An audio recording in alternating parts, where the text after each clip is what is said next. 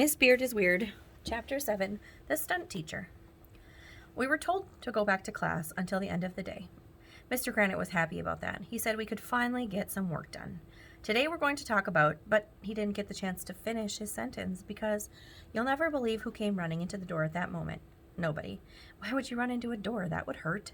But you'll never believe who came running into the doorway. It was Mrs. Beard and a camera crew. "Granite, baby," she said, throwing her arm around Mr. Granite's shoulder. "I felt bad about what happened when we filmed you in class. I want to give you another chance to be a star." "Okay," said Mr. Granite. All the lights and cameras were set up, and Miss Beard yelled, "Action!" "Today, we're going to talk about fractions," Mr. Granite told us. A fraction is a number that expresses a part of a group. The number above the line is the numerator, and the number below the line is called the... "Cut!" Miss Beard yelled. "Granite, baby, you're putting everybody to sleep with your fraction mumbo-jumbo. Try it again, and this time put a little pizzazz into it, will ya?" "Okay, I'll try." "Action!" "If two fractions have the same denominator," said Mr. Granite, "their sum is the sum of the numerators over the "Cut!" hollered Mrs. Beard. "Bring in the stunt teacher." "What?" shouted Mr. Granite. "A stunt teacher?" "I'm sorry, Granite, baby, but this just isn't working out," said Miss Beard. "I gotta bring in somebody who can grab the viewers by the eyeballs." "You can't do that," protested Mr. Granite. "I spent years learning how to teach math." "Chill, baby, it's temporary," said Miss Beard. "Where's my stunt teacher? Where's Mr. Brown?"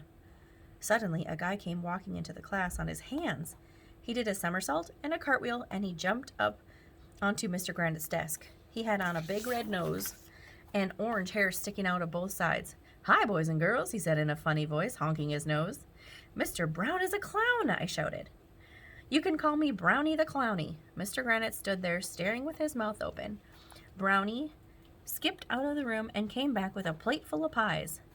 "Fractions are fun, kids," he said. "If I cut this banana cream pie into 8 slices and I eat one of them, how much pie did I eat?" "1/8, yelled Alexa, who was really good at math. "Right," said Brownie. "And if I were to take 2 slices of the pie and throw them at your teacher, how much of the pie would I throw?" "1/4, shouted Alexa. 2/8 is the same as 1/4. "Right," shouted Brownie. Then he picked up 2 pieces of pie and threw them at Mr. Granite. They hit him right in the head. Banana cream was dribbling down his face. Mr. Granite looked like he was going to explode. I have never seen him so mad. "What if I took a whole pie," Mr. Granite shouted, "and shoved it in your clowny face?" Mr. Granite picked up one of the pies and pushed it into Brownie's face. It was cool. Then Brownie picked up another pie and threw it at Mr. Granite. But he ducked, and the pie hit Emily in the face instead. She was on the floor, freaking out. When she went running out of the room, what a crybaby. "Food fight," we all hollered. Mr. Granite and Brownie the Clown were furiously grabbing hunks of pie and throwing them at each other. Gobs of banana cream were flying all over the classroom. When they ran out of pies to throw, Brownie the Clown and Mr. Granite started wrestling on the floor. It was a real Kodak moment. Andrea pulled Miss Beard off to the side. "I really don't think this is going to help anybody learn fractions," Andrea told her. "Who cares?" replied Mrs. Beard. "It makes great TV. The ratings will go through the roof."